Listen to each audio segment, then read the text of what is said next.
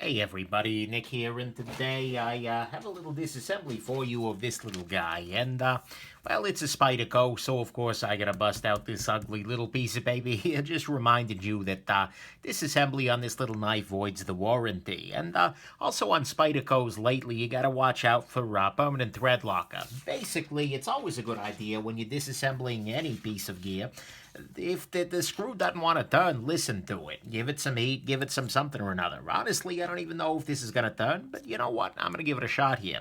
And we'll see if we can't take this little guy apart. This, by the way, is the Spyderco Cat. I probably should have mentioned that earlier, but, you know, I haven't yet.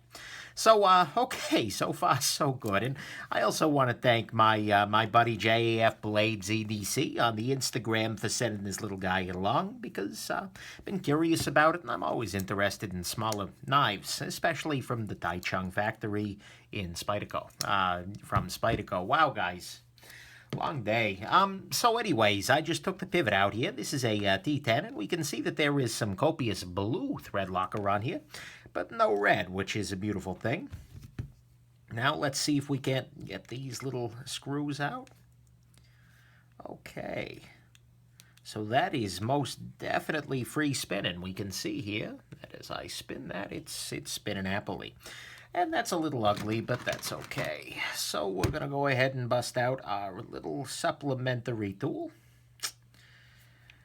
Got me a supplementary tool. And we're just going to secure one side of this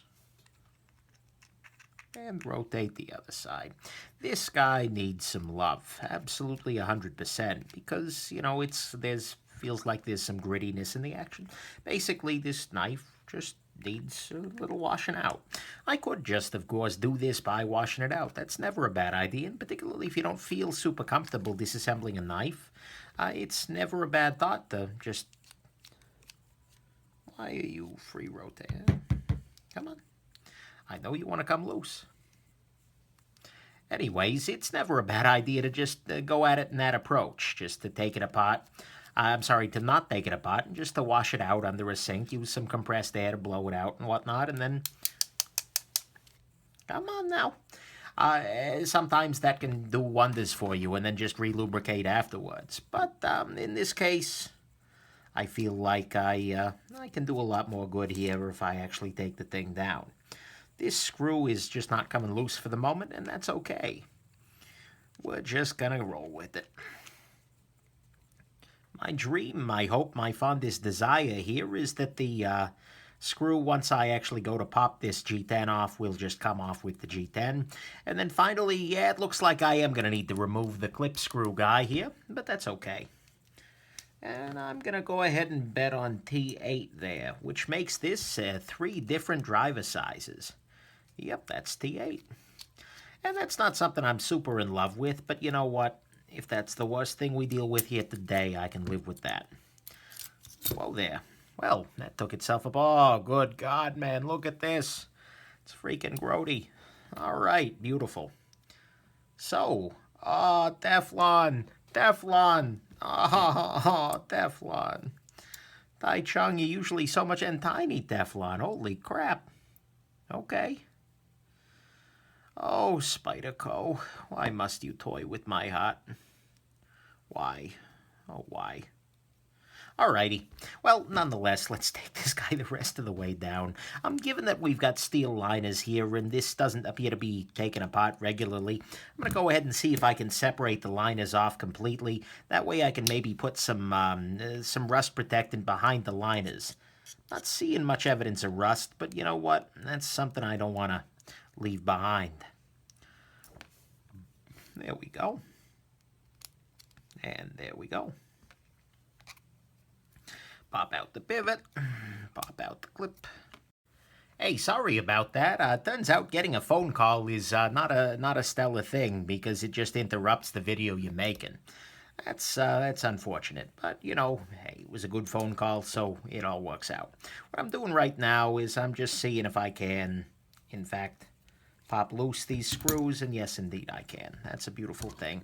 Like I said, this is not strictly speaking necessary, but it is something I'd like to do just to get behind this and clean up a little bit better, put in some rust protectant. So I'm just using this little pair of pliers here, grabbing the back spacer and giving a little twist. There we go. Beautiful. Whoa there. And one last time with feeling. Come on. There we go. And that's popped loose now too, and we have our liners. Alrighty. So, first thing I'm going to check for here is just corrosion in general, and I'm not seeing any evidence of hardcore corrosion. Maybe a little bit, but mostly I just see grime. And if I can remove grime from the world, then by God, I'm gonna. Because that's just how I roll.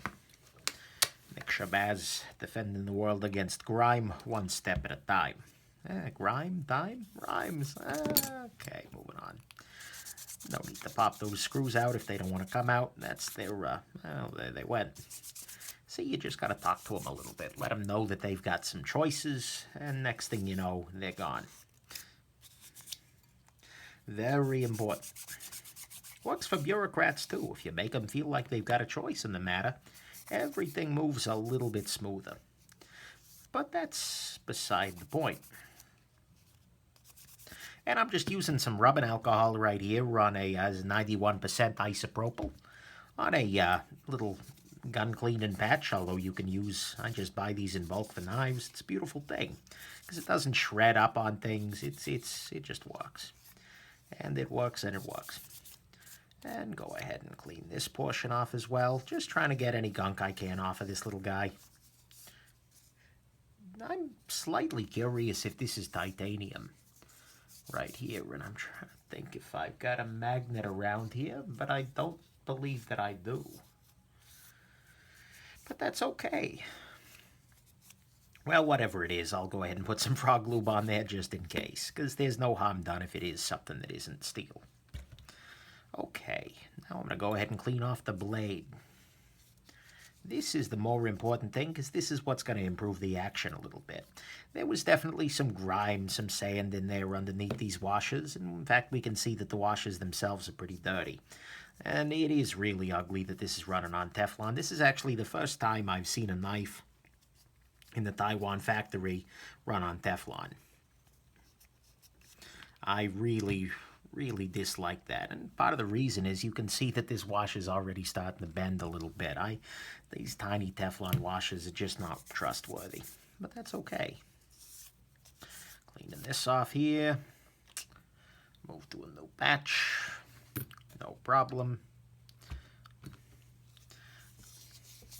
Somebody recently noticed in a live feed that I rolled out another work surface on top of my work surface that just looks just like it.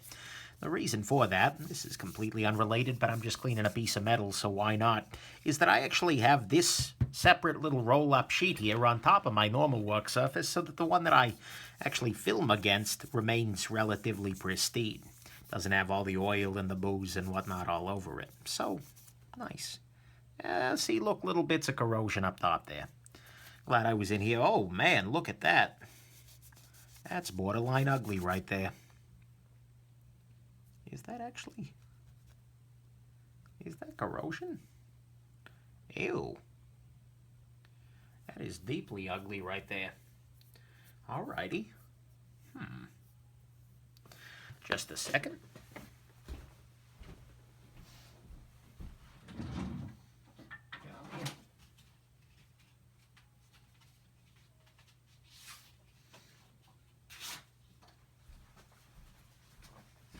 Right here I've just got a little bit of 800 grit sandpaper, and what I'm going to go ahead and do is let's see if I can't rub that off. Just in an effort to stem the tide a little bit. Then I'll apply some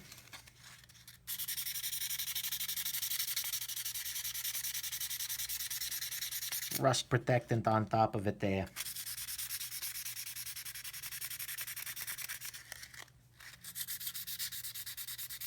You know, I don't really know that this is necessary, but it seems like a good idea, given that there's already signs of impending corrosion. Just to remove the worst of it.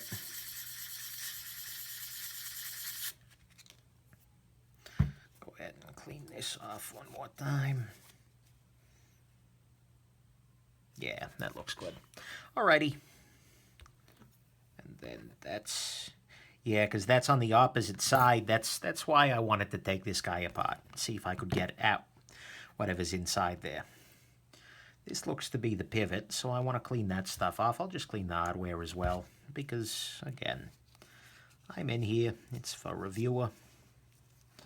Might as well optimize what I can.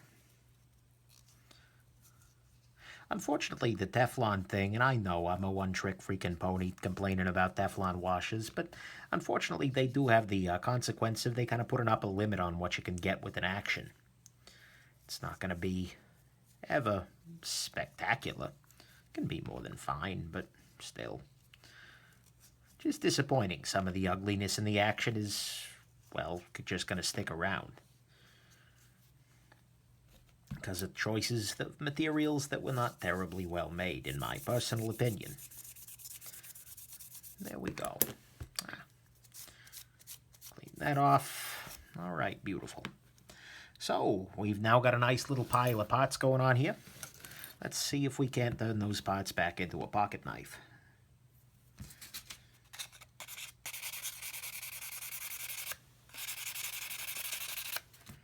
There we go. Just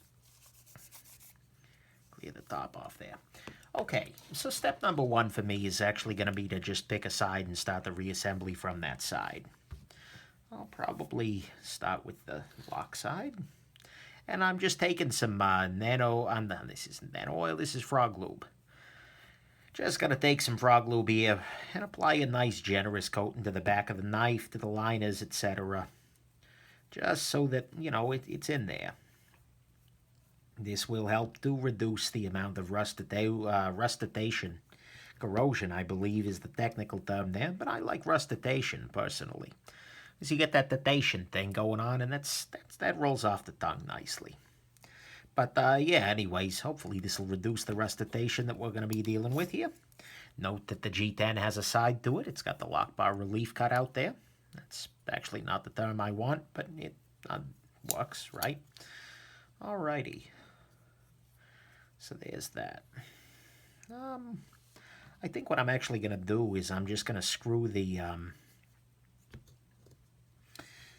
screw these back spaces into the proper positioning here. So this is the lanyard tube. Well, is that a lanyard tube? I don't even know what the heck this is. It's sure something or another. Could be a lanyard tube for a little tiny lanyard. But whatever. And then this goes, yeah, the clip goes on this side. So, unfortunately, I'll need to do the clip kind of post-hoc, but that's okay. What I'll do here is put in this little guy. Is this threaded on the inside, maybe? Let's see here. What the heck is going on here?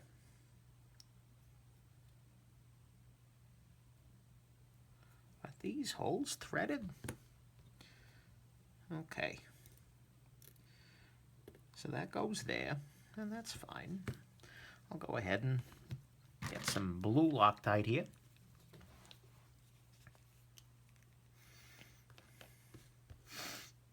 Rustication. Excellent, excellent.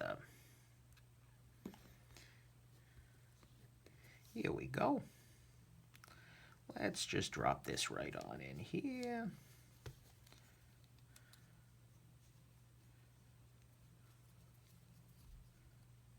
Just making sure I'm not cross-threading anything.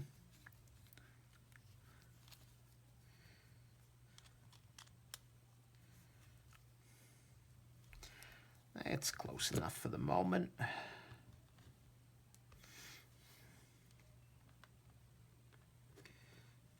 Now, let's go ahead. Oh, I didn't clean this little guy off. That's okay. Complicated, no, I'm sorry, a relatively simple knife, but a slightly complicated disassembly. Yeah, okay, these little guys are actually threaded on the inside. That's fine. Just making sure. Put one of those there. A little Loctite on the screw here. Don't need to be too much, just enough.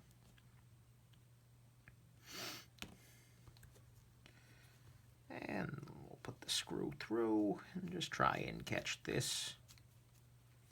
There we go. That's nice. That locked in nicely. So now that's in position. Then we'll do the same thing in the back here. There we go.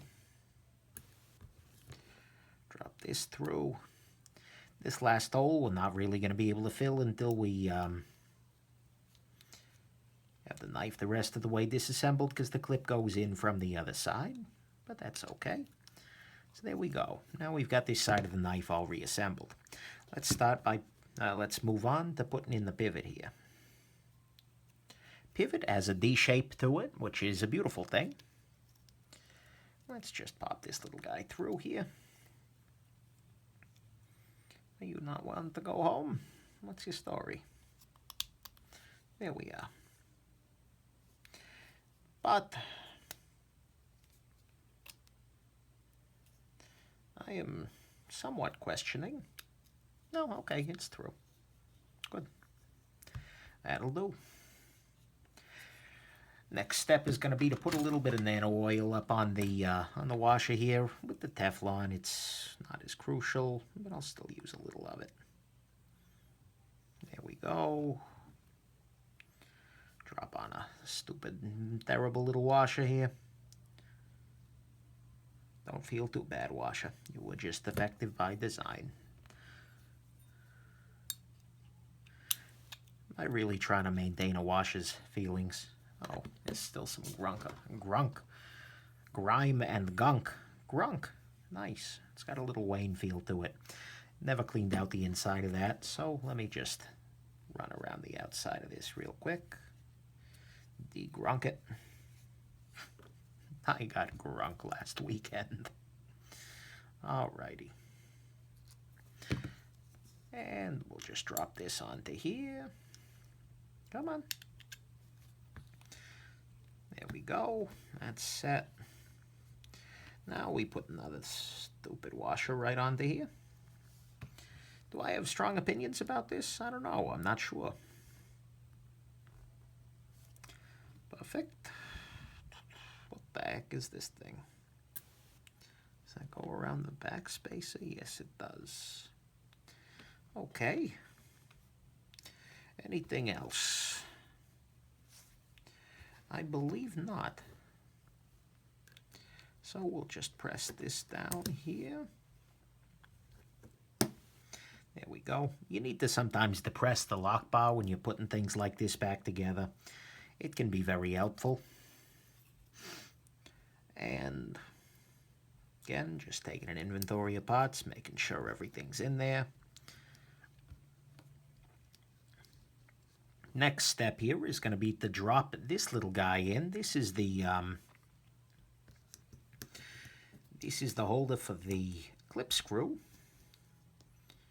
and it needs to be going in this direction because this knife was configured for right-hand carry. Come on. And it is D-shaped as well, so you just got to find the right rotation. But I'm screwing something up here, so let's just... Oh, you little bugger, come on. Put the D over in this direction. Come on. Freaking go home.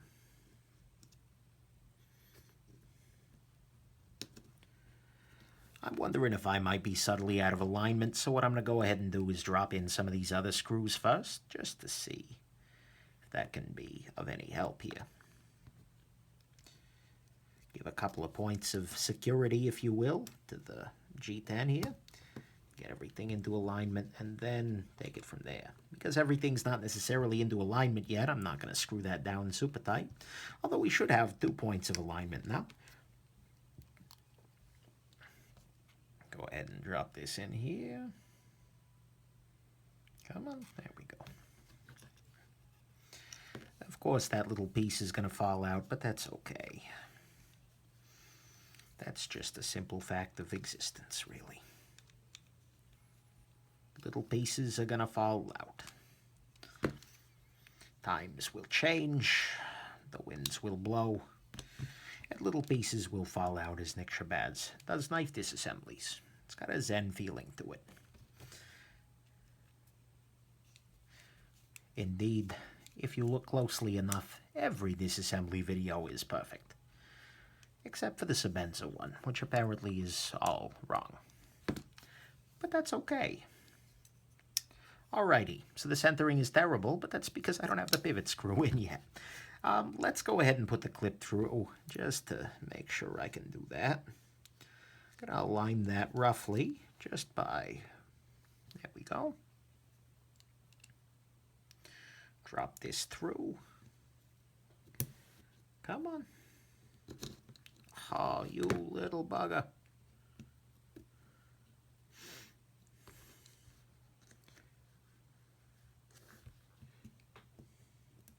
What I'm going to do is just put a little bit of the frog lube onto this little stud here. Won't hurt anything, and what it might help do is to lubricate this process of getting this guy home. Because I got 2 problems here. The first is just getting everything in alignment, and the second is getting this damn spacer into the right position. Let me first just drop this guy in without the spacer. Get it aligned? Oh, come on, you little bugger. Work. Work, damn you. Here, I'll close this for the moment. This is surprisingly fiddly. Or perhaps I am surprisingly unskilled. Perhaps it's of no surprise to any of you guys. I don't know. I'm going to go ahead and put the pivot in real quick.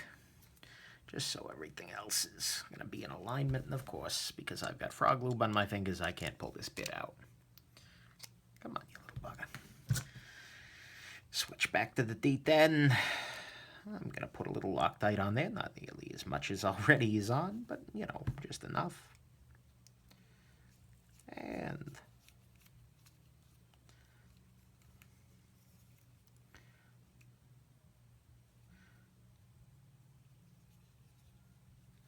there we go.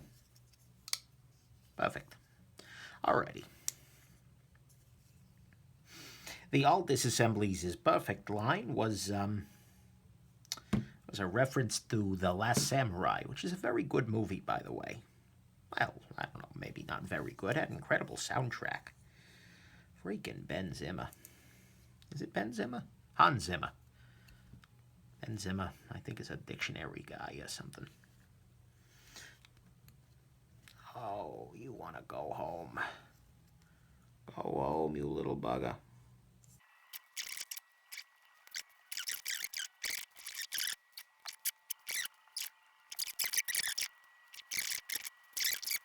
So I'll tell you a joke.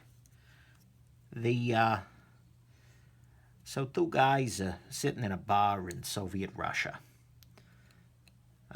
You know, Vitaly and Ivan. And Vitaly is starting to get drunk. He says to his buddies, "Oh, tell me, Ivan, if you were, we are communists, right? If you had 2 farms, would you give a farm to me?" And, you know, Ivan says, "Yeah, oh, of course, Vitaly, I would give you my farm any day of week. We are communists. This is what we do." And so, you know, Vitaly is sated. He is happy about this. Then Ivan, you know, Vitaly gets a few more in the back. He says, so tell me, Ivan, if you had 2 tractors and I had none, we are communists, you would give me tractor, right? And Vitaly Ivan says, yeah, of course, of course. This is what Comrade Stalin tells us to do. This is what communist revolution is all about. We share everything. We're communists. It's a beautiful thing. And so they go back to drinking. And finally, Vitaly looks over at Ivan and says, tell me, Ivan, if you had 2 chickens, you would give one of them to me, right? Because we are communists? And Ivan thinks for a second and says, no, I'm sorry. And he said, what do you mean? I'm sorry, we're communists. You have just been talking about... Ivan says, no. The thing is, I have 2 chickens. Yeah, that right there is, in a nutshell, why communism doesn't tend to work. Is that a political statement or not? I don't know anymore. I think it's this freaking G10 is just causing me problems. The G10 is out of alignment or something. It's deeply, deeply ugly, whatever's going on with this knife here. But the thing is, this is stupid. This problem right here is not actually a problem by any sense of the word. It's just... There's just some stupidity here that's causing this not to want to go in. It's probably just a little bit of G10 that's kind of in the way here. And as a result, what's going to happen here is I'm going to dick with this for maybe a couple of more minutes here. And suddenly everything's going to fall together and you're going to look at me like, Nick, what the heck were you talking about? So rather than just continuing this video rolling for 5 more minutes here, what I'm going to do is I'm going to push this through and then I'm just going to screw this into here. So, boom, there it is. I just needed to, there was a little tiny piece of the G10 that was encroaching on the hole here, which I guess they must have just forced past in the initial one, and so I actually ended up just using the tip of the PM2 here to scrape away a little tiny bit of that G10, which is not a stellar idea, by the way, because G10 is toxic as heck when sanded. But nonetheless, you know, that just got that out of the way and allowed me to slide this the rest of the way through, put the spacer on there, and the knife is fully reassembled. There you go. Hope you enjoyed the joke nonetheless, and that mostly you again have yourselves an absolutely wonderful rest of your day. Bye now.